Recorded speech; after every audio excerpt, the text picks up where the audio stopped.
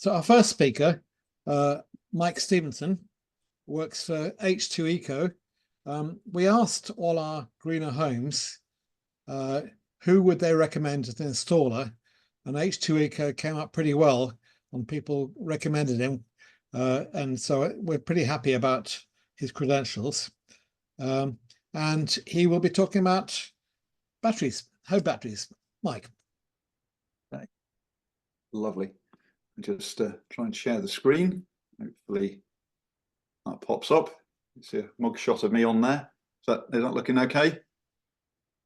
Yeah, good stuff. Right. Yeah, so just my background, I'm a marine biologist by background. I haven't come in through sort of the normal trade route. I spent 21 years developing and operating large visitor attractions, public aquariums across Europe. And I've had a lifelong interest in renewables and managed to break away from the long-term employer and set up H2Eco 14 years ago. And we do now all of the key domestic renewable technologies, and we've kind of, I guess, got a bit of a reputation locally for doing the sort of weirdest stuff, the less straightforward things. If you're familiar with Athelhampton House and Gardens, we sort of did the design and most of the installation work for their Project Zero, which included all the technologies. We're based in Dorset. We only work around Dorset, up to about an hour and a half away, and quite happy just running like that. So jumping into this, it's working. Come on. Yes, there we go. Right, so what I've done with this PowerPoint presentation, I'm very conscious of the death by PowerPoint sort of issues that you get with PowerPoint. There's a lot to cover in the kind of 30 minutes or so. This is going to be a little bit of a kind of machine gun of information that I'm going to run through. It's generally on the slides somewhat longhand, because in the past people have asked for copies of the presentation. If anybody wants that, you're more than welcome to have it. We can organise that after the event. So it's sort of there as a almost as record of the presentation, the stuff that's in it. So just to get started, why do we need battery storage? So fundamentally, from a decarbonisation point of view, which is what we set our company up for, and I guess what your organisation is all about, to decarbonise, we need to get fossil fuel out of the national grid. Renewables, and that's going to happen by replacing it with renewables, wind, solar, whatever else that may be. Renewables are less predictable, and the supply that comes from renewables can't be controlled to track consumption. The national grid has an overriding requirement that demand is always met, otherwise our lights go out, which is not going to be acceptable to anybody. So renewables alone can't guarantee the grid will stay stable, but renewables with enough storage can. It is achievable to do that. Just a few kind of top line things here. If you look at, I don't know if you can see my pointer, hopefully you can. We're only really looking at this top line. This is the average demand on the national grid over the last 12 years or so. Actually declining slightly. That's not really what we're looking at here. It's just the total is an average of around about 30 gigawatts. That's about what the grid runs at on average all the time. But for less than 1% of the time, it peaks to around about 61 gigawatts. So nearly all the time it's running at around about 30. Every now and again it needs to be at 61. Renewables can't do that. So at the moment, you've got some truly horrendous solutions, which are things like diesel farms, and I've got a little slide on that next, and fossil fuel peaker plants, which are energy producing stations that sit there doing nothing for most of the time, and when the grid has a surge, they fire them up and they kind of cover the gap between the 30 and the 61 gigawatts. Just repeating it, but using enough battery storage we can remove the requirement to have those diesel farms and fossil fuel peaker plants. So just to show you these, because a lot of people don't know about these. There we go. That's one that was installed in Cornwall in 2017. Very proudly talked about by their developers. 40 diesel generators, 20 megawatt output. Its job is purely to support the grid at peak times. I've taken this from the manufacturer or the installer's website, and they're very proudly saying that they have 10 eco-friendly oil-filled transformers as part of their installation. Quite sure how that works, but that development was part funded by £175 million government fund to support emergency diesel power farms, because at the moment they are arguably necessary, but they're not obviously for all sorts of reasons, not an ideal thing to have. This is another one that's up in the northeast. There are lots of these around the country that people don't generally know about. And again, you can imagine the amount of capital investment that goes into setting up that many diesel generators. And that one on the right-hand side is only intended to be, in fact, I think it's mandated in planning that it can't work for more than 50 hours a year. So all of that infrastructure sits there and literally only runs for not more than 50 hours a year. That, to me, is clearly a crazy way of dealing with things. If there is a better solution, and I would suggest there is. So if we look at what's now becoming known as a distributed power plant, where you have a load of batteries in people's homes or in factories or whatever, wherever they may be, but homes as well, connected to the internet and linked to a central control point. And the homeowner has authorized the central control point to take over control of their battery at times, then to replace that Cornish diesel farm would only require 1,800 Tesla Powerwalls, and you could cover the 20 megawatt output and not need the diesel farm. So 1,800 Tesla Powerwalls to one of us as an individual seems like a lot, but across the UK with a number of millions of homes, that's not a lot. So we're talking about very big numbers. We're talking about a length of time to get this done, but it is entirely achievable to do that, and the technology exists to do it now. And then of course, because these diesel generators, if you think about the logic of this, an investment company has put a lot of money into installing these things that only run for 50 hours a year. So where's the money coming from? It's coming from the national grid and from you and me through our electricity bills to pay for that protection of the grid.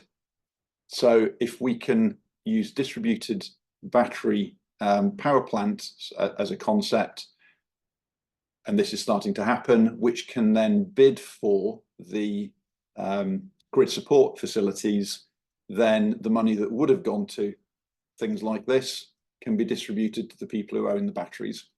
And that's a way of earning some additional revenue from owning a battery, which is taking part in those kind of activities. As I say, this is a little bit machine. I'm going through this stuff very quickly because there's a lot to cover. Just the 6 things I'm going to look at. Quick introduction to storage, very, very basic. Some thoughts on carbon impact and life cycle implications of the things that go into batteries. Canter through the technologies that are out there at the moment. A little bit of a look at the costs and some thoughts on how you might want to approach thinking about savings. Practical things to think about based on our experience as an installer, things to watch out for, and then a little bit about what might be coming in the future. So, introduction to storage, with apologies that most of these are really obviously very obvious. We're using batteries to store electricity for use at times different to when they're being charged, whether they're being charged from the grid, because batteries generally are capable of charging from the grid when there's surplus energy, or whether they're getting it in a domestic situation. That's nearly always going to be solar Not many people have wind or anything else on their properties. Yeah, often with PV panels, but they don't have to be. They can be charged from the mains. Not all of them, but all the good ones can be, and most of them are capable of doing that. Again, not all of them, but most of them have the ability to discharge to the grid. Most people, other than when we're starting to think about these distributed power concepts, will be thinking about charging the battery from their solar system to avoid the energy going to the grid, and then using it in the house. And that's the normal way we tend to think about things, but having the ability to let them discharge to the grid can be good for this grid support. And I'm going to say 3-4 years ago, when our customers were saying to us, should we fit a battery? We were saying no, that just don't bother. They're expensive. The return isn't that great. Just wait. Probably 18 months ago, we kind of changed our mind and thought that things have advanced to a point where they're not a bad idea for a lot of people. Not everybody, because they're still a relatively expensive technology, but they are certainly the only way of significantly reducing your personal energy dependence, because they'll give you off-grid functionality, some of them, and critically assisting with that grid stability and therefore the decarbonisation of the grid. And yeah, the most useful batteries, that they have to be internet linked and capable of remote control to work with the grid. Right, so this is, we often get asked this, how much carbon will I save by installing a battery? And I'm going to say effectively none, because if you have a domestic solar system, then you're producing solar energy. If you're using it in your house, you're offsetting against the carbon that you would have used by bringing electricity in. But if you are exporting energy, it's not benefiting you. So your house, you can't say, has got that carbon saving. But when the electricity goes out of your house, it's going to take the path of least resistance and will go to your next nearest neighbour who will use it. And I mean, they're still paying for it, but the carbon reduction still happens, and it happens very close to your house. So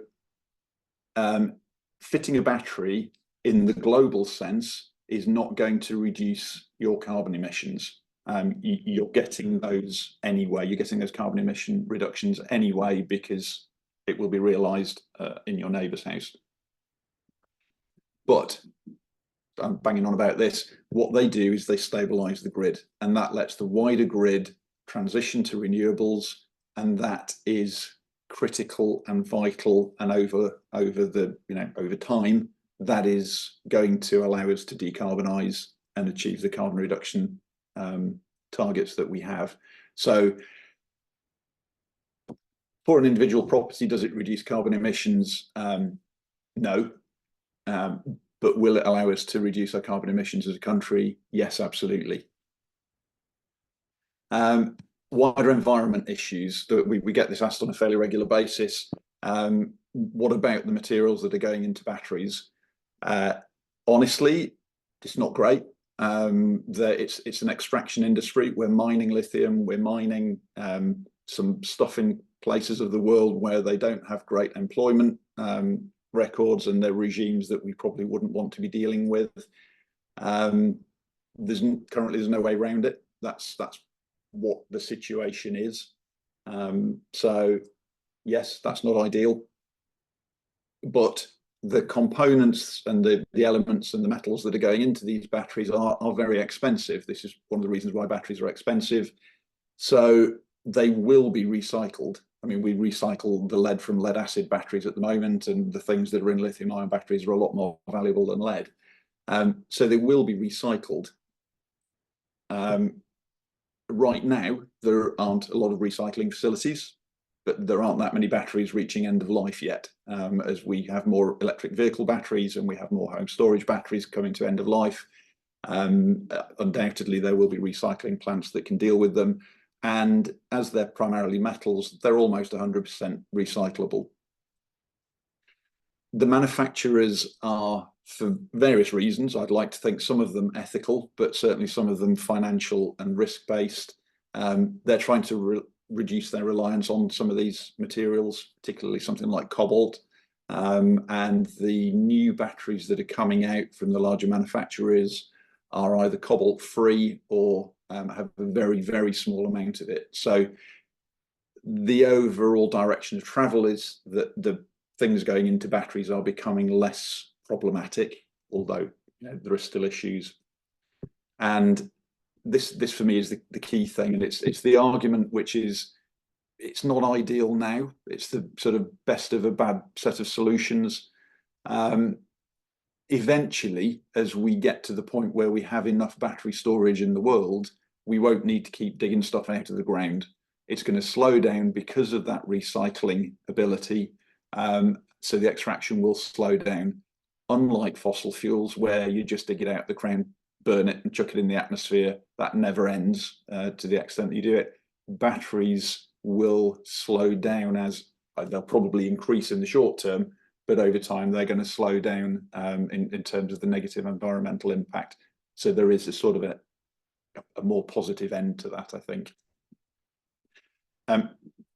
Very quick hand through the technologies. So lead acid, I won't spend a lot of time on that. Nobody's installing lead acid batteries for home storage anymore. They're not great. I mean, they were the best we had for an awfully long time. They're fine for starting car batteries and things like that, for starting car engines.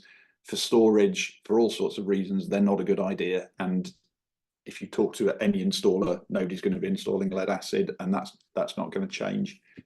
In reality, nowadays, lithium ion is the only sensible option for most domestic installations. There are still, and there have been some sort of, I'll call them slightly niche technologies like saltwater batteries and things like that. They had a place, particularly with sort of technology enthusiasts and people who were, interested in the technology. What we're seeing now is we're moving from the point where most of our customers knew as much about the stuff as I did, to the point where we're installing for, I'll say in inverted commas, normal customers. They don't want to know the technology that goes into how these things work. They want an app that works, and they want the system just to do its job, which is fine. That's a normal kind of technology to end user progress. But lithium ion is where it's at. And there are a few different technologies of lithium ion. If you go on YouTube, you'll find pictures of laptops bursting into flames and things like that. The technologies that most domestic storage batteries are using now is LiFePO4 or a variant of it. That's a lot more stable. They're sort of inherently safe, call it that.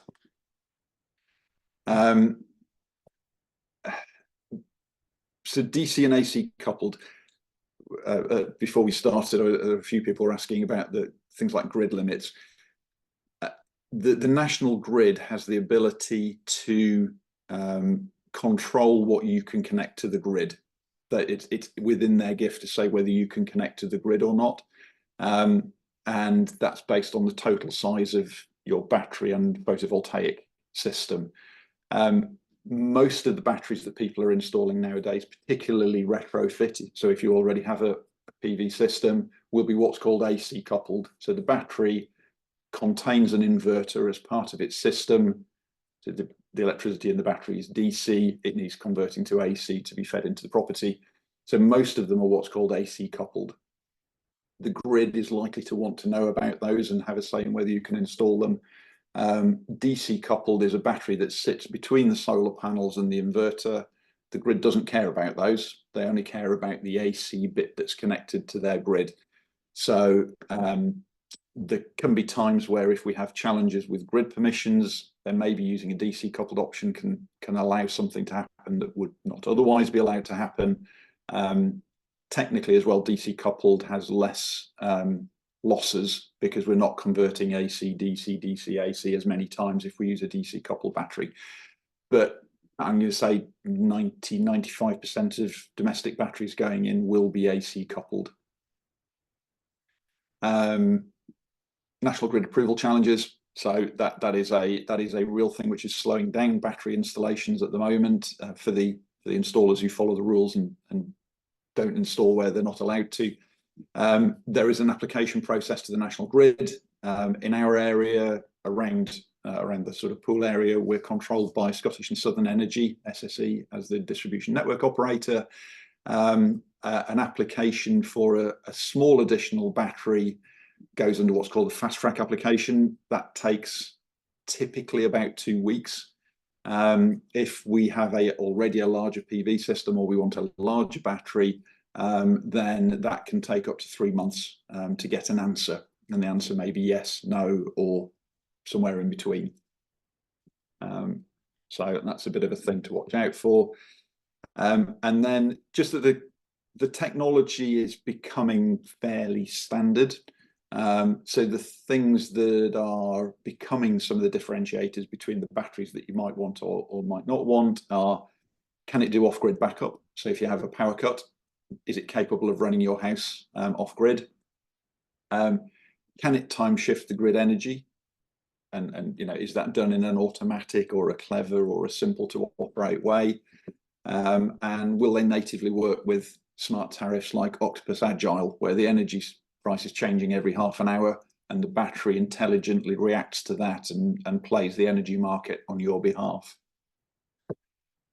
So then just going into some of the practical stuff. So if I say some good quality batteries that we install, we have always taken a view that we'll only install something, we apply the kind of friends and family test. Is this something that we'd be happy to recommend to our friends or family?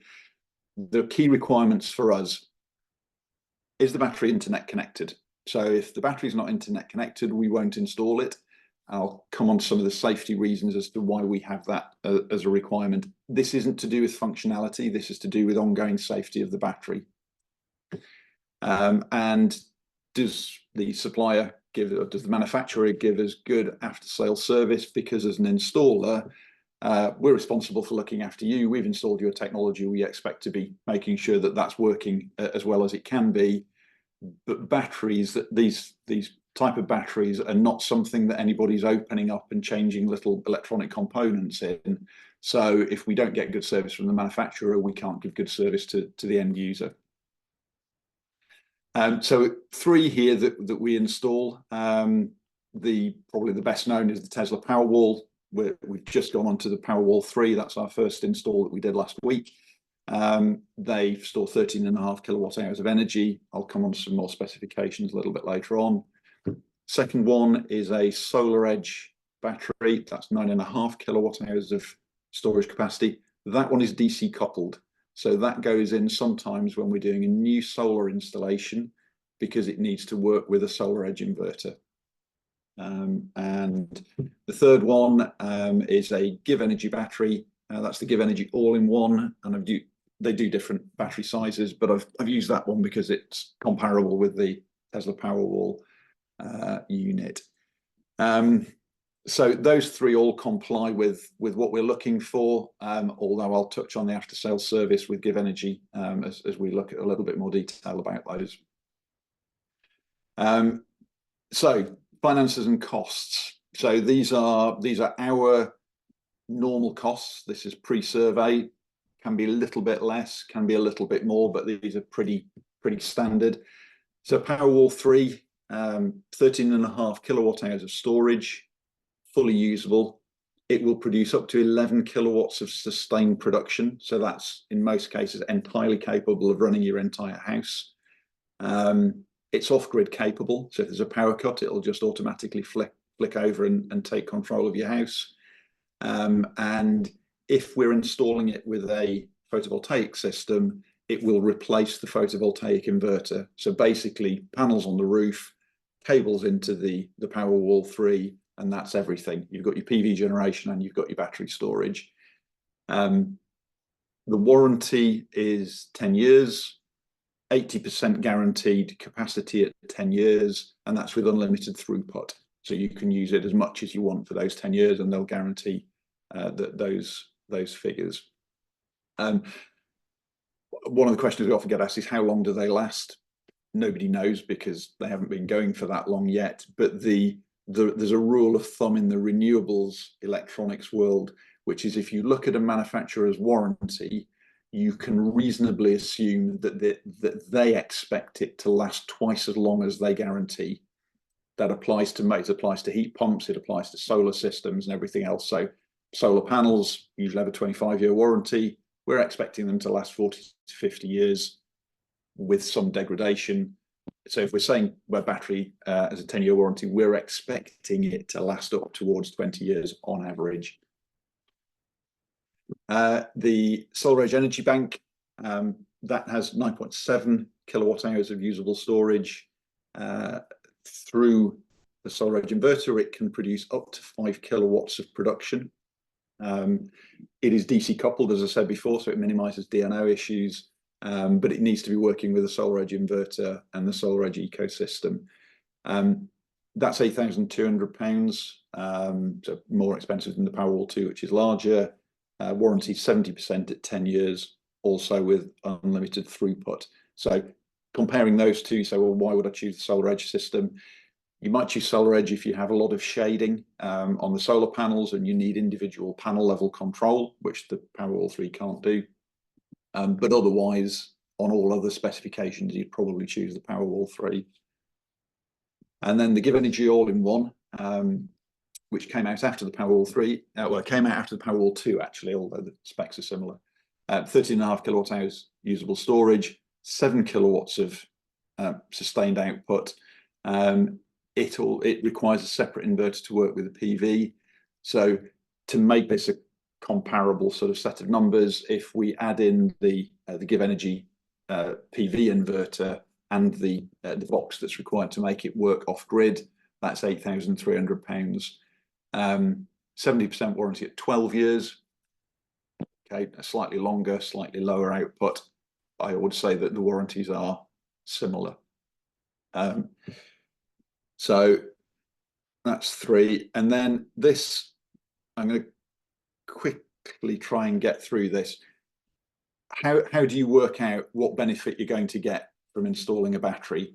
So we don't, for custom, I'm not treating you as customers, I'm treating you as people that are sort of friends and family equivalent. We don't do calculations on financial returns for batteries, because once you go beyond maybe 2 variables in a calculation, the output becomes effectively meaningless.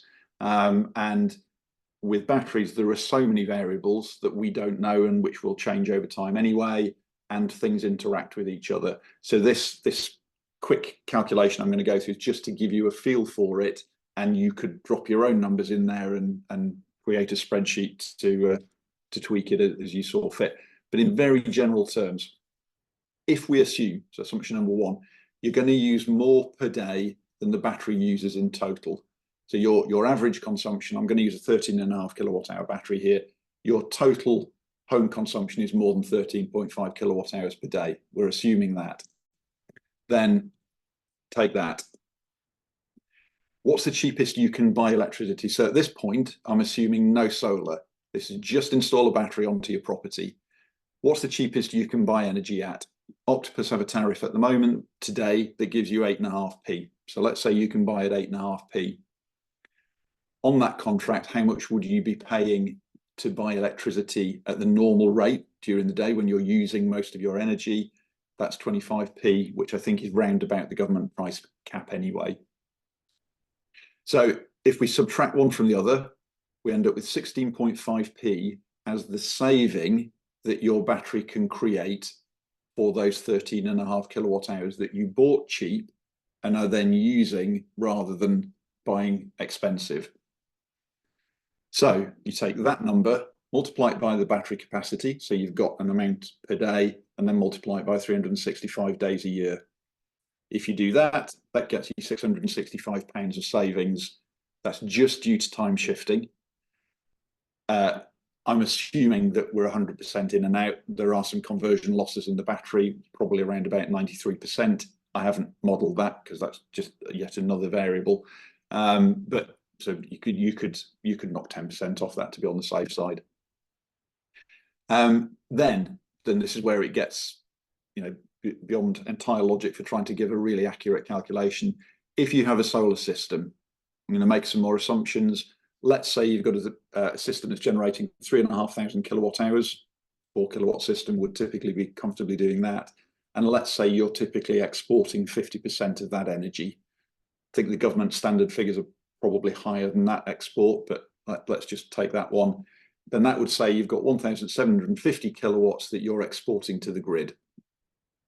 If you capture that and store it in the battery, then the benefit of doing that is the difference between what you would have been paid for exporting the energy, which, if I take one of the higher ones that's available at the moment, that's 12p. If you sell it to the grid, you get 12p for it.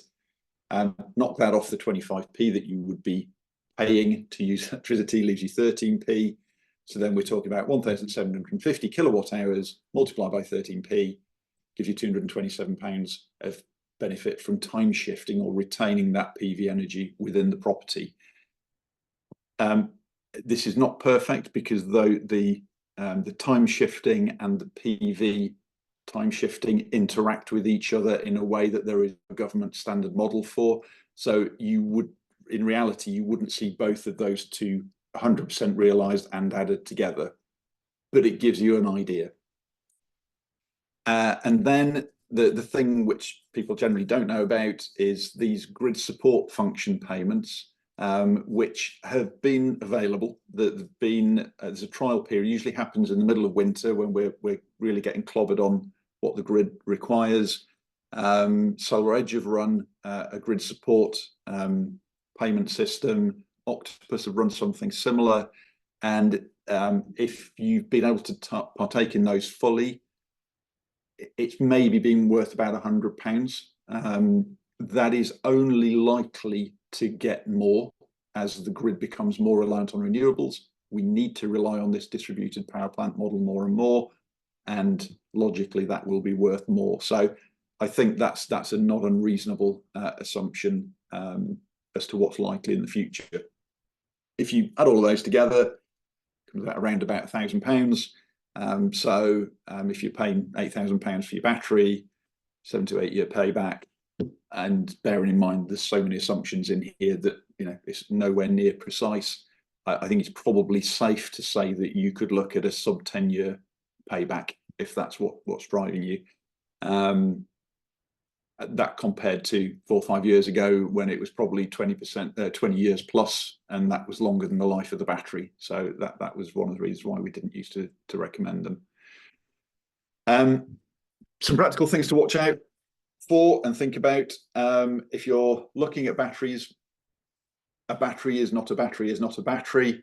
We do get, I can say, a slightly alarming number of people who will phone us up and say, I've had a flyer through the letterbox, and a man came round and he's given me a quote for a solar system with battery. Can you give me a comparative quote, because I'd like a local company to give us a quote? And we say, okay, yeah, that's fine. What's the solar system? Oh, it's 13 panels or whatever it might be. What's your battery? I don't know. It just says it's a battery. Do you know what make it is? No. Do you know what capacity it is? No. So people, there is a part of the population out there that is just fundamentally doesn't understand batteries.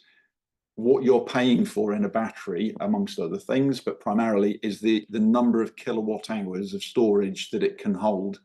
And we've sort of delved into a few of these, and people are being quoted 2 kilowatt hour batteries, and then in their mind comparing those with a 13.5 kilowatt hour battery and saying it's a lot cheaper. Of course it would be. This is a little bit more in detail, but some of the less reputable people selling batteries that you might not have heard of will give you the total capacity of the battery. That's a manufacturing number that's irrelevant in the real world, because even lithium ions, you don't fully discharge them and fully charge them. So there's a band in the middle that they operate within, and that's the usable capacity. Very often 90% of the total. So just check if you're comparing battery capacities that you're looking at usable capacity, not the total capacity. just technically for information, the Give Energy battery and the Tesla Powerwall, they call themselves 13.5 kilowatt hour batteries. Those are 13.5 kilowatt hour usable capacity batteries. We as installers don't know what the size of the battery pack is inside, but it's bigger than 13.5 kilowatt hours. They've taken the view that we as installers and you as the user don't need to know. What they guarantee is 13.5 kilowatt hours usable, which I think is a pragmatic way of dealing with it. Have a look at the warranty, total guaranteed throughput. Certain battery manufacturers have a number of cycles limit. So they might say they've got a 10-year warranty, but they'll also say it's got 5,000 cycles. And so you could end up running out of cycles before you run out of years. And that's a little thing to watch out for. And then just have a think to yourself, talk to an installer about the importance to you of things like, will the battery run your house off grid if there's a power cut? How much total output do you need? Some people might think they need more than others. Are you interested in or bothered about the app functionality and energy trading abilities? And I would, it's a difficult one, but talk to your installers about things like after sales support and the likelihood of the warranty being honoured by the manufacturer. There are brands out there where we've tried to help customers make warranty claims, and you don't get anywhere. And then just the cost per kilowatt hour being the storage capacity, is the best comparator. So a 2 kilowatt hour battery obviously it is less expensive, but if you divide the cost by 2, you may find it's more expensive than a bigger battery where you're dividing the cost by 13.5 or 10 or whatever it might be. And then just a couple of things to think about location. Lithium-ion batteries are happiest around about room temperature. They don't like really cold temperatures. So inside a garage would be a compromise. Certain of the batteries, I'm saying certainly, basically it's the Tesla batteries, have the ability to keep themselves warm if it gets too cold for their normal operation. Most of the others just cool down and can potentially have issues. You definitely want to avoid freezing locations unless it's a Tesla Powerwall, because it can look after itself. So lofts are considered a freezing location.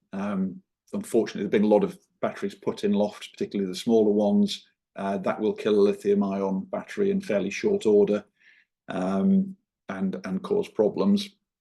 And some of the batteries, when it gets down to around about 0, they just won't take a charge. So they just stop working in order to try and protect themselves. And then avoiding driving rain locations. So Tesla are fine. You can put those anywhere. The SolarEdge batteries, generally okay. Give Energy have an IP65 rating, I think. But then in the installation manual, it says you can't put them anywhere where they get rained on directly, which is not strictly IP65. And we certainly know people that have had their batteries filled up with water because they leak. So just to watch out for on those. Okay, then we've just got this as a few things that we found over the years. So the photograph on the left, I'm not worrying Sam, that's an LG Chem Resu 10 battery. LG are a good manufacturer. They're a reputable company.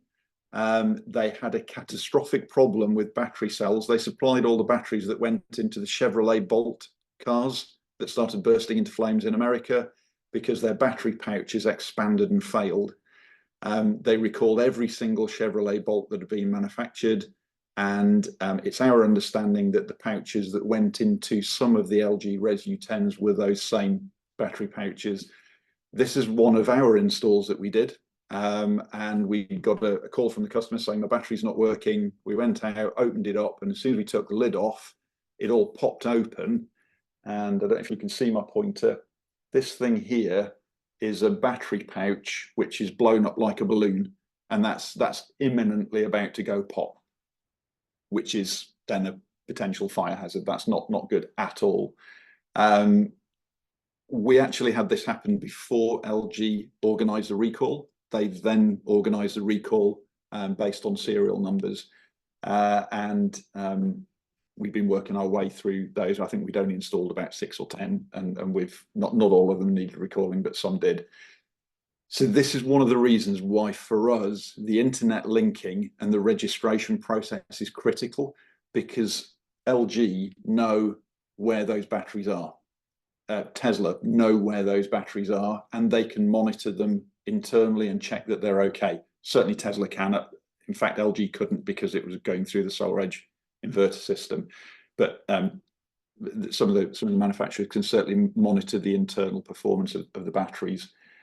The one next to it is a PylonTech battery, which a lot of those have been installed in the UK. Those are sold through all sorts of wholesalers and distributors. They get sold to any old installer. The installers install them. They don't get registered. PylonTech don't know where they are. The installers go out of business. If there was a problem that required a recall on those batteries, there is no hope that the end user is ever going to be contacted to say you've got a potentially dangerous battery. And that concerns us. This one is one that we got called out to, not categorically not one of our installs, because this is in a loft where you don't install, next to flammable foam, sat on flammable timbers. And out of curiosity, it was failed, wasn't working. We opened it up, and as soon as we undid the screws, the lid flew off, and those are swollen, about to fail battery pouches. So for us, this is why well-designed batteries from a manufacturer that knows where they are, they're not unsafe at all. I've got one inside my house at home. I've got a Tesla Powerwall at home. I'm not worried about them. But batteries which are not connected, not manufacturer monitored, I wouldn't put them in my friends and family's house. So yeah, that's one of those. And then just looking at what's coming. So solid state batteries, we think that they're certainly in development, and they look like they might be something that will actually become a real thing. It's still a lithium ion technology. Won't bore you with the internals of them, but they just last a lot longer. They're more reliable, and they have a much longer lifespan. That is likely to be coming. We're looking at new methods and facilities for recycling to deal with the environmental impact of the abstraction problems that go with anything that's being built nowadays.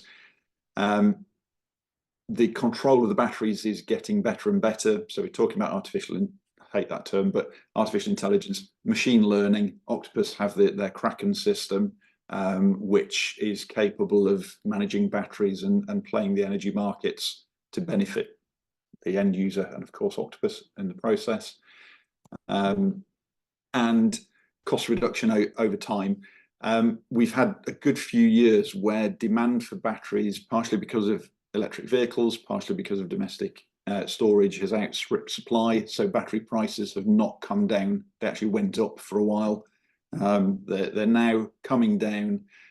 My view, and it's only my view, is that they will continue slowly decreasing. I don't think there's going to be a big drop. I think the drop has already happened a few years ago.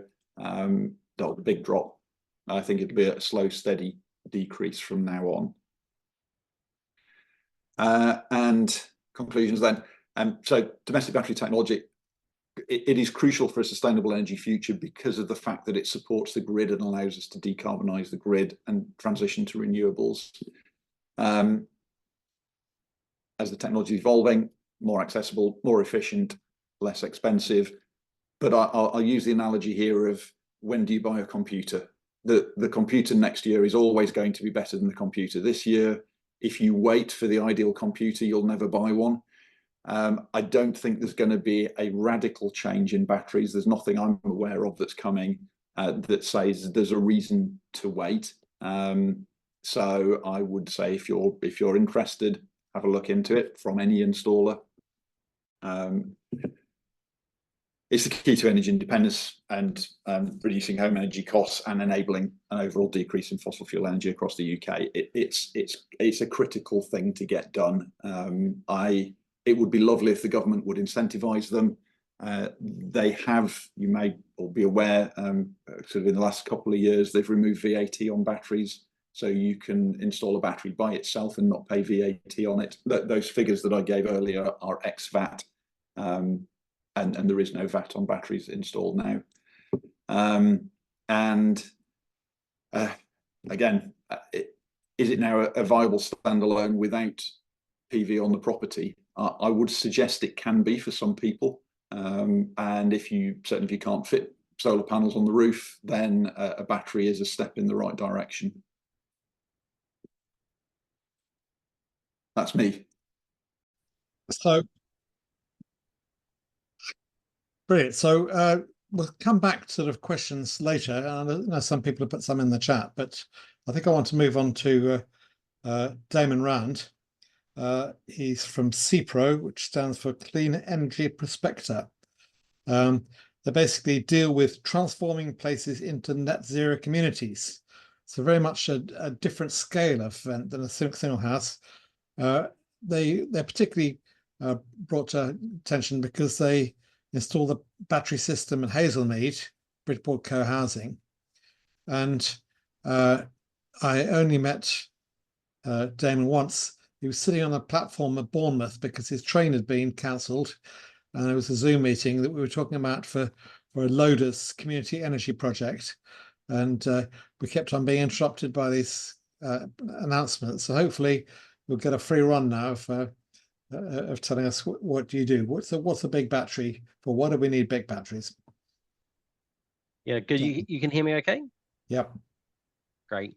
I'm in the office today, so I think the Wi-Fi is going to be better than my phone at that train station that time, so you'll get a good signal.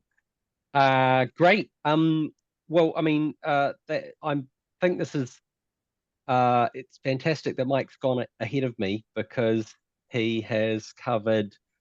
I was listening to his presentation and going, "Oh, I missed that. I'm not gonna. Didn't have anything about that. I didn't have anything about that. Like a lot of the why batteries.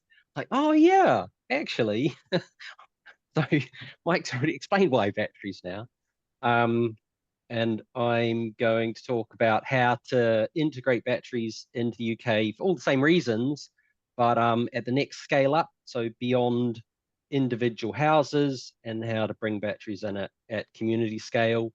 Potentially, we're focused on new build at the moment, but long term, we're also thinking about how to get the benefits of batteries into communities where people probably can't necessarily do it in their own homes, but can you still benefit towns, villages, etc.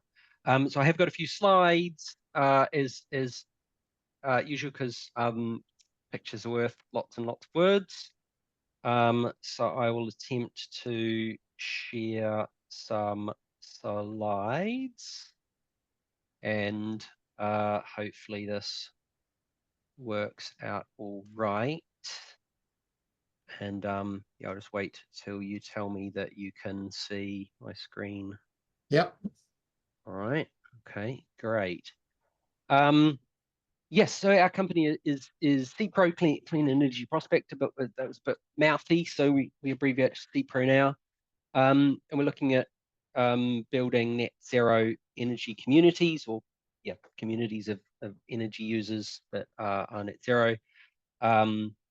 As mentioned, the focus at the moment for us is making sure the new homes that we're building, and we're building 150,000 new homes a year in the UK. The government wants us to be building 300,000, and most of those don't have renewables, certainly don't have batteries, and they could have both of those things. They are actually starting to, a lot more new homes are starting to have heat pumps now, much more commonly.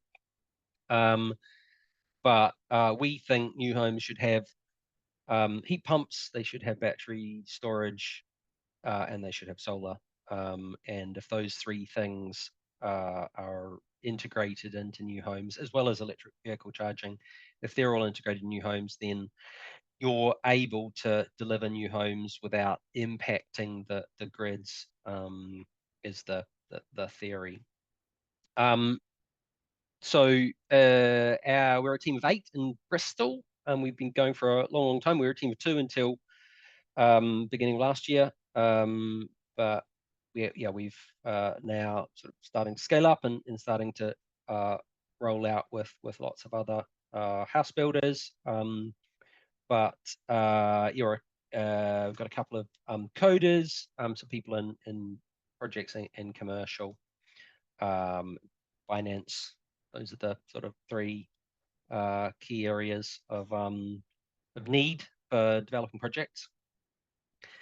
And our solution is essentially to integrate, in new build housing particularly, to integrate battery storage, car charging, to an extent heat pumps, though they are much more under the control of the owners of the homes, but also solar, bringing that all together with an operator system that combines the benefits of the different technologies and optimizes them for essentially for the fluctuations in price on the grid, sort of the Octopus agile approach, but at a more on a more commercial scale, rather than a domestic level.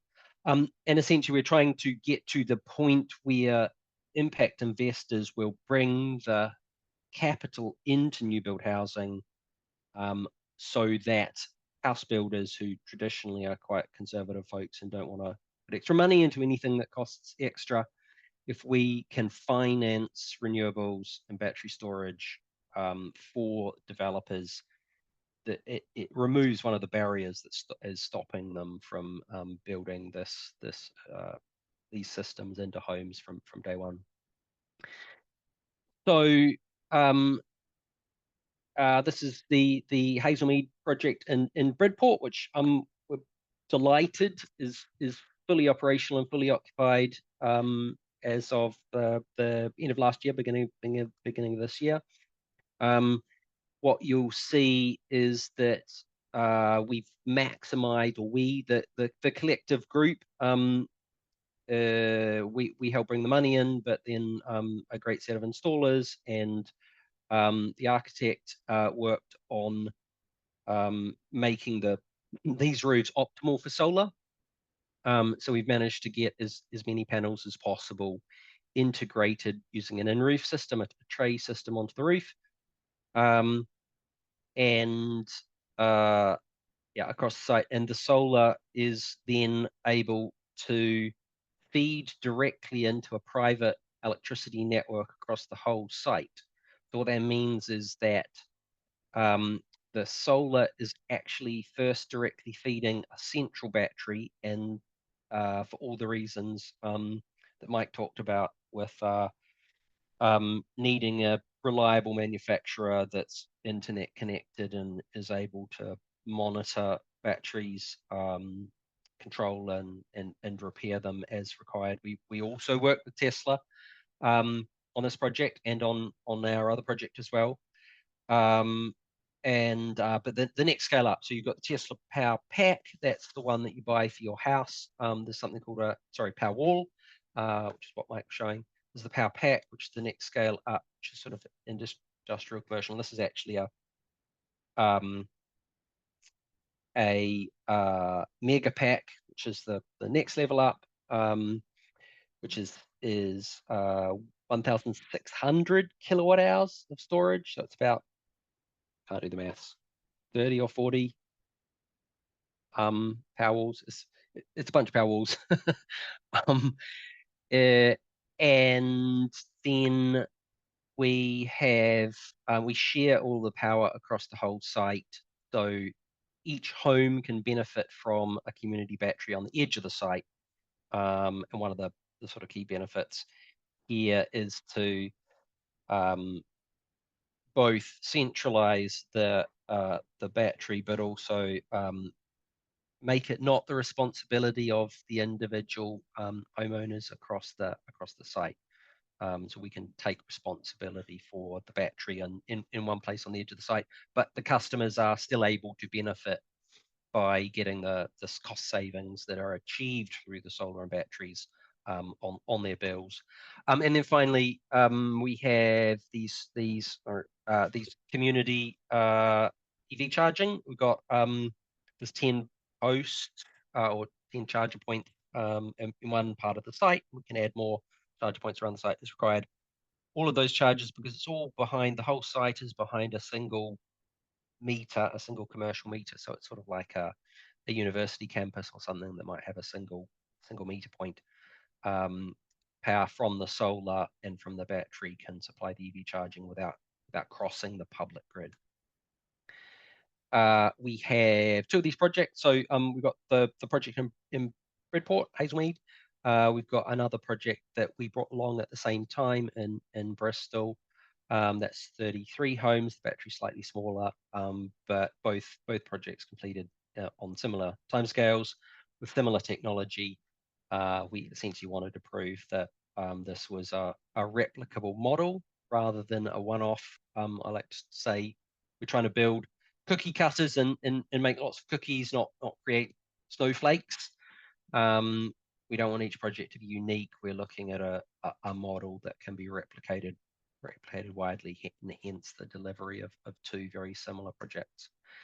Just a couple more photos of the Water Lilies project in Bristol. You see the solar on the roof. In this case, there's a central courtyard with EV charging dotted around.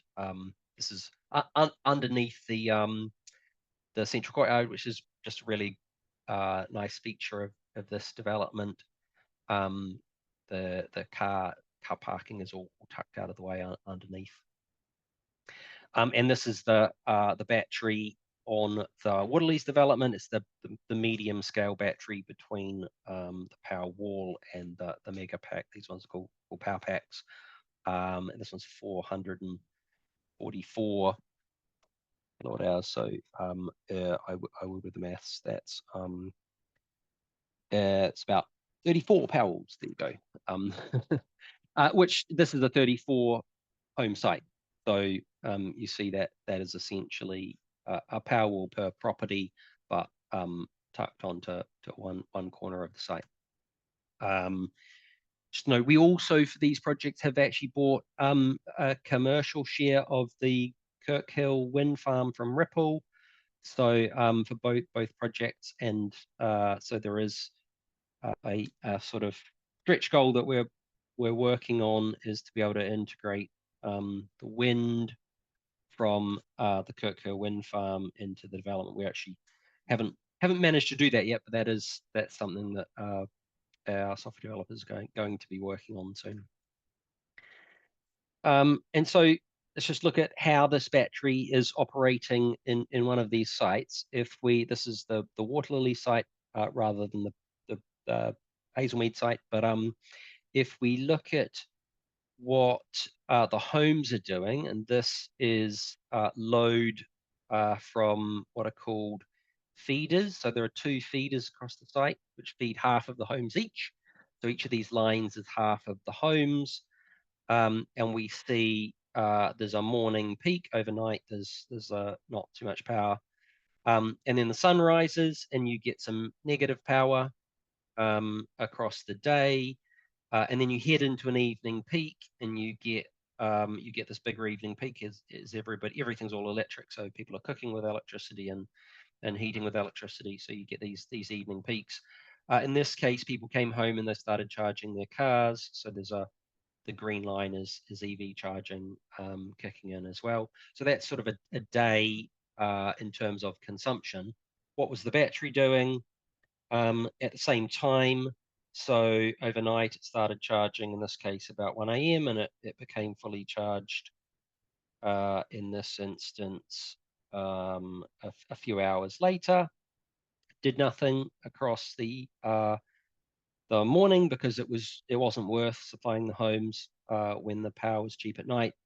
But then it discharged into the morning peak. It took the grid, flatlined the power consumption on the site. The blue line is what is the meter doing on the site. Here the meter is importing, and here it's importing a little bit, and there it's not importing at all because the battery is driving the site.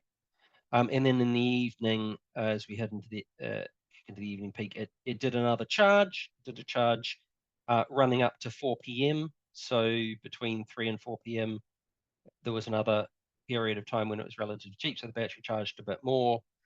And it had been charging a bit from solar across the day, so there's a slight rise in solar charging.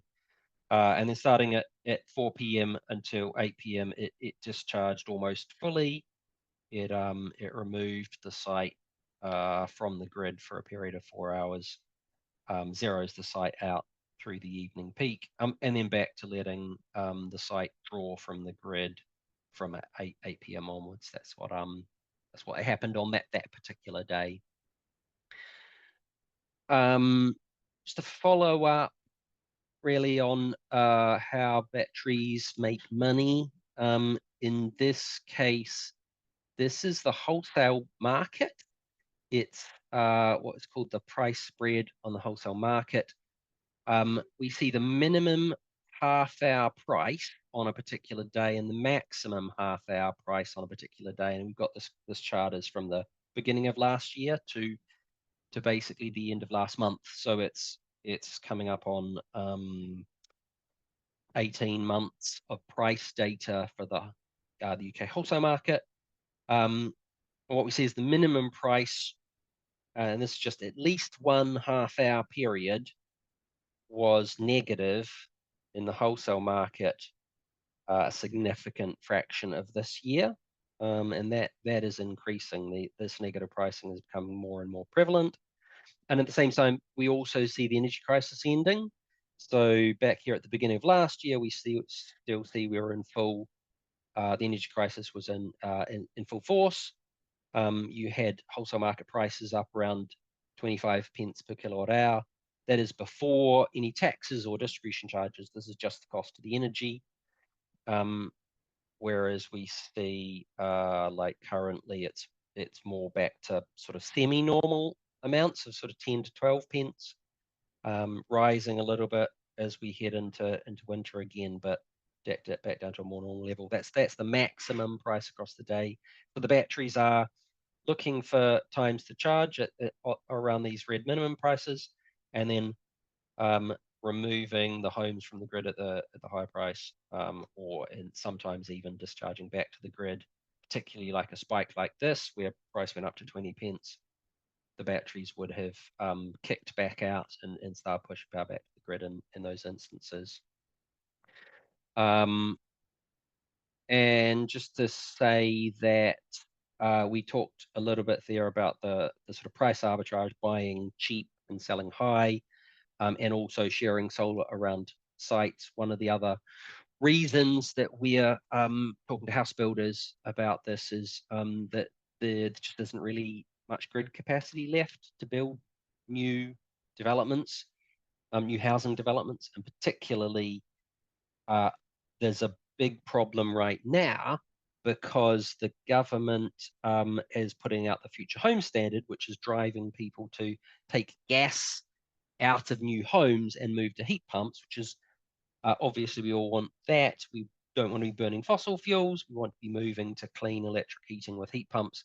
But actually, the gas grid is the distribution of natural gas over pipes is one of the main reasons why homes don't draw much from our electricity grids.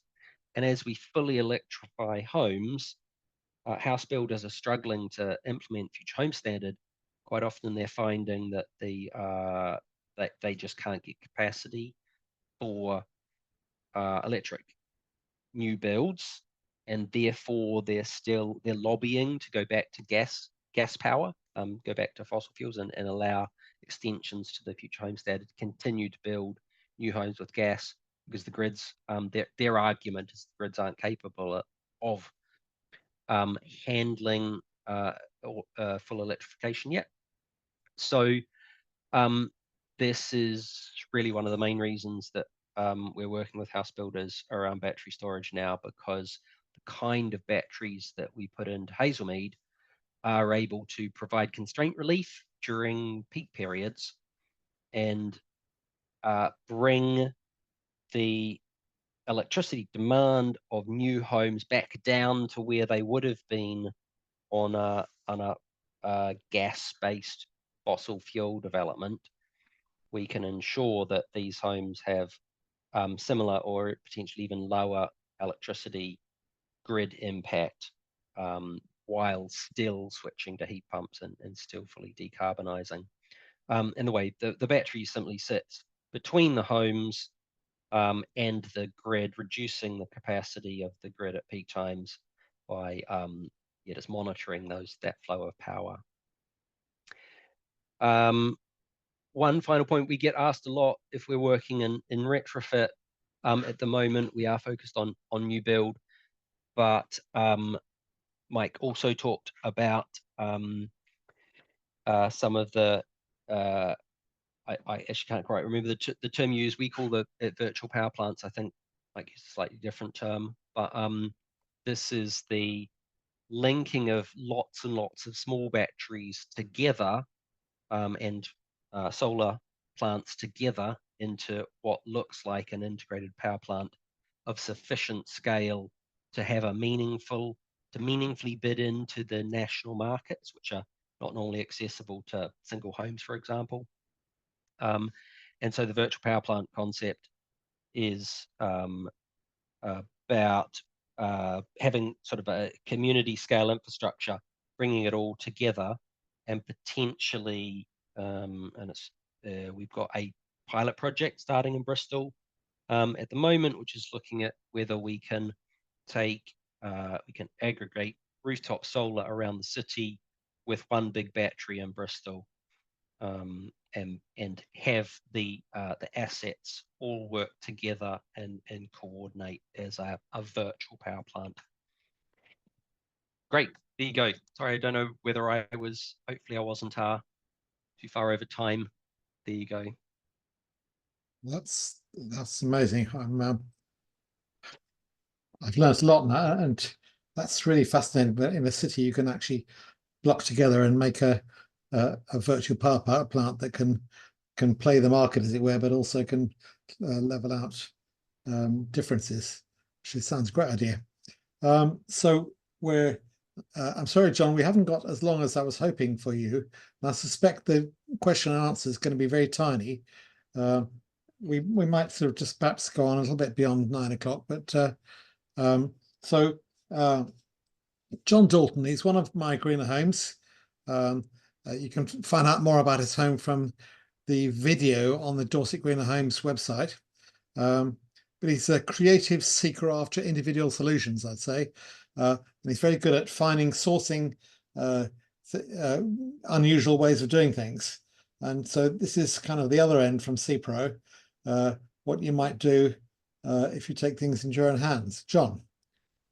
Hello. I'll try and be as quick as possible. So let me just pull up some pictures. My starting point was having looked at batteries about 4 years ago and thinking, yeah, they're a bloody good idea. Don't want to export my PV to the grid. And I looked at the costs. And back then, 4 years ago, I'd worked out on the back of a fag packet, they were costing about 13 pence per kilowatt hour to store your power. And I thought, well, that's not on. That's not going to make it financially viable. So I had in the back of my head the idea that, well, if I could do 8 kilowatt hours of storage, which is probably what I needed for less than £2,000, then I'd be happy. I'd give it a go. The market at that time, it would have been 6 to 8 grand. And so buying one was just a no-goer. A couple of years back, my German brother-in-law was over and I discussed this with him. And I said, if I could build an 8 kilowatt hour battery for less than £2,000, I'd do it. And he said, well, you can. And he had a friend who'd done it and he was doing it himself. And he told me what his strategy was, and that's where I started. And here on the screen, you should be able to see this. My sort of back of the fag packet cost per kilowatt hour assumed a 10-year lifetime. If Mike's right and it's 20 years, then brilliant. You can halve all the costs there. But I thought 10 years, given how long they were expecting batteries in electric cars to last and so on, and how long the warranties were, I thought better do the sums on 10 years. So the bottom line out of that calculation was that if I could build a battery for 1,600 quid, which is what I ended up as my budget, then it would be costing me over that 10 years, 8.4 pence per kilowatt hour. And that seemed reasonable, given what I could buy electricity for and how much I'd be saving. So that was my starting point.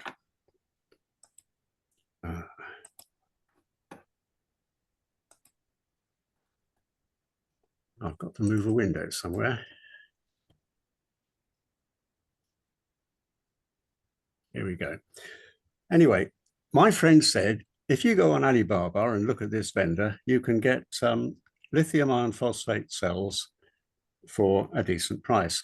And the ones I went for were 160 amp hours, which would give me a 48 volt, 8 kilowatt hour battery. And they were $65 a piece, plus a load of money for shipping and import duty and taxes and so on. But I took the plunge, spent $1,000, and then held my breath, will they ever arrive? And meanwhile, looking at the technology needed to actually do the job, there was this thing called a BMS. Now, most people won't know what a BMS is, but it's a computer that sits inside a battery and it manages what the battery does. It's actually quite a sophisticated piece of kit. And the one recommended to me was a thing called a JK BMS, one of the Chinese BMSs. So I went and bought one, a lot cheaper on Alibaba than they are in this country. And my puzzle was, what on earth are the accessories that go with it? What do they do? One was a power on-off switch. I thought, well, I can do that.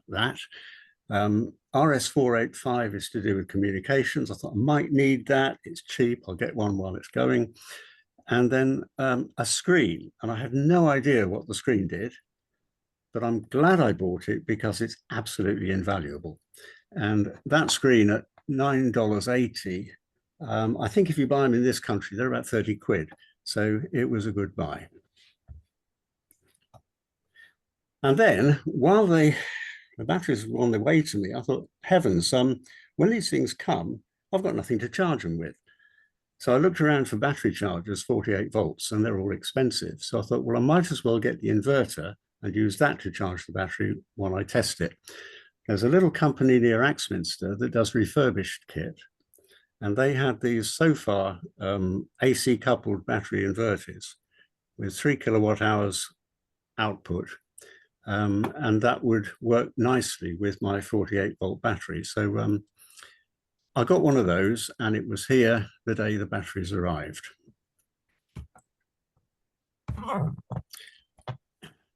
And then you can build a battery, you've got to have a box to put it in unless you've got a cellar shelf that's the right width. And I've got some old bits of metal. So I put together a metal box with some threaded rods so I'd be able to compress the battery according to specifications when it was assembled.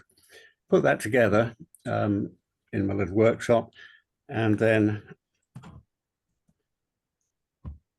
looked at the BMS instructions. This is the BMS, the battery management system, little computer box, a little black box with some fat cables in and out, and about 30 tiny little cables. And I thought, what on earth are these for? To read the manual and figure it all out and look at some YouTube videos to work out how on earth this was going to be connected.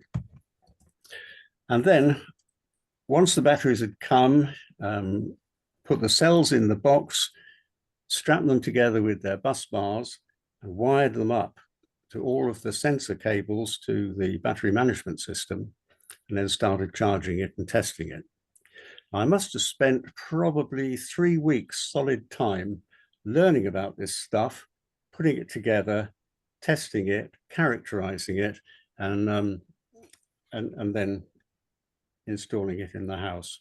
So it's not a tiny job. And the other thing is, I hadn't anticipated how bloody heavy it was going to be. That thing weighs more than I do. And when I moved it from where I built it to the location in the house, I used a sack barrow, and it was straining the sack barrow, moving it. Over 65 kilograms there. And I'm very glad I didn't build a bigger one, because when you get up to sort of 80, 90 kilograms in weight, it's seriously difficult to move. Now, part of the setup is basically telling that battery management system what you've got. So you have to define what technology of battery chemistry you've got. And I've got lithium iron phosphate, the LiFePO4. You have to decide what your minimum and maximum voltages are, and all that stuff. It's judgment. It's a matter how close to the limits you want to go. There are defaults in the BMS, which I started with, and I tweaked some of them later once I characterized the battery and tried it out. And the other thing, all these things here, in particular, down in the middle there, start balance voltage, the default there was 3 volts. And I found much later, it probably took me 6 months to discover that 3.45 volts gave a much better result. Now, all of these things are visible on my smartphone, as long as I'm within 8 feet of the battery, because there's an app that allows you to connect via Bluetooth to the web server inside the battery management system. And there's a hell of a lot of functionality in there that you would normally not see in a commercial battery, because all that stuff's been, let's say, taken care of and programmed in to the inverter interface. Now, one of the things about lithium batteries is temperature.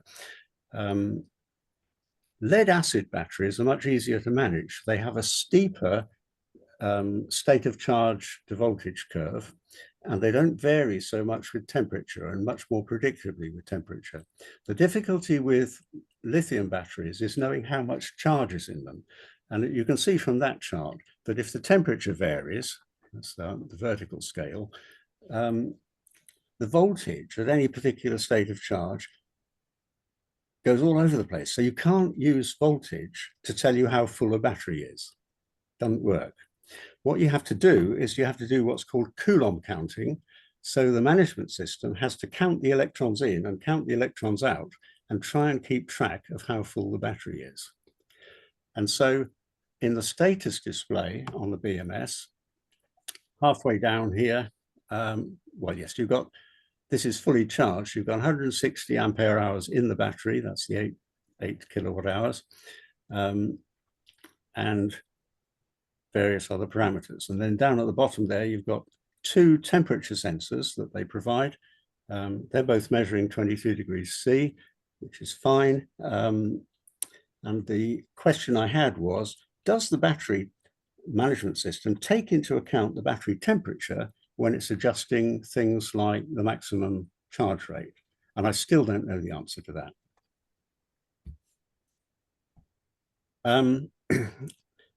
Stuff I found on the web is that the specs of the battery degrade your charge and discharge rates enormously when you get down below 15 degrees. Now, I've noticed that with a commercial battery I bought, that when it's in our bathroom at 10 degrees, it stops charging. If it gets to 11 degrees, it charges at half the rate I'd like. And so battery temperature interacting with the management system is quite a crucial feature of these things. And with the commercial one, I can't change it. I can't force that battery to charge when it's at 10 degrees. It just won't do it. With my own, I can do it at my own risk. I don't know the relationship between charging it and the lifetime of the battery. The other thing the management system does is it balances the cells while charging. It's very important not to overcharge a lithium cell. I think 3.65 volts is the absolute maximum. You damage it above that. I charge mine to 3.5 volts so that I'm staying within what you might say the long life region of the battery. But even so, without cell balancing, one cell would inevitably hit the top and stop charging before the others. So what I found was that if I start balancing, which means take from the red Peter and give to the blue Paul, give a few coulombs every microsecond or something, it evens them up from 3.45 volts up to the 3.5 that I've programmed to stop charging at. Now that's an incredibly important function. And this JKBMS has what's called active balancing, and it has a load of MOSFETs in there that will shuffle charge from one cell to another and try and even up the voltages as you get near the top. This is the display that I didn't know what I was buying when I bought it, but it's absolutely invaluable. It means that I've got this thing attached to the inverter and it shows me what the state of charge of the battery is all the time. I don't have to get my phone out and bring up the Bluetooth app to see where I am. Having said that, I found that the calculation of state of charge from the battery management system isn't always accurate. If you go for 4 or 5 days without getting to full charge, it loses track. And I think that must be common to all batteries because they lose reference. There's no way that they can tell how fully charged they are until they basically hit the buffers of the top voltage on every cell. So I've had times when it's been 10% out in terms of its Coulomb counting, maybe after 4 or 5 days without getting fully charged.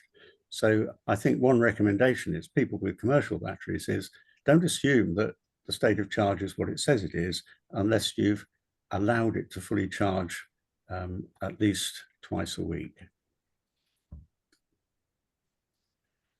Here's where we save the money. I'm on Oxibus Agile, and the other week the wind blew and it was negative and zero pricing for most of the early hours. And so I filled everything and turned on the hot water tank and so on. And you can see on the left the number of kilowatt hours I consumed, and the price was 15 pence for 10 kilowatt hours. So under a penny per kilowatt hour. Now that is the financial benefit of time shifting. And if only that happened every day, I would be a happy man. I just pray for the wind to blow, because that's when the North Sea wind farms are all spinning wildly. There's too much energy for the grid. Nobody can store it. So they basically give it away or pay you to take it. And then finally, the financials. I agree absolutely with Mike. You can't say how much a battery is worth. I don't know how long it's going to last. If it lasts 20 years, I'll be over the moon. I just took 10 years as my stab. But I worked out that my battery is probably saving me £400 a year in terms of the opportunity cost of storing and restoring energy to time shift. And that gave a 4-year break even, which I'm very happy with, 13.4% APR. The only caveat I would say is, although you can double that rate of return and halve the break even, if it lasts 20 years, it's all dependent on future tariffs. And some of the noise on the web is saying that these cheap overnight tariffs are not here forever, because the more people who buy batteries and electric cars and start using those quiet hours to charge, the higher the prices will go.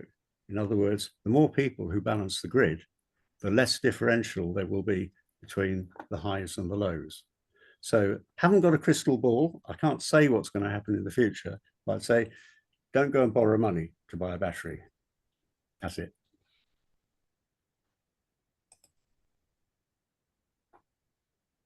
Wow, that's given a whole different scale of the whole thing. And we've got the sort of three complete different levels of the biosphere of batteries, from the very brave John to the very competent Mike and Damon trying out new things on a larger scale, and that's absolutely brilliant.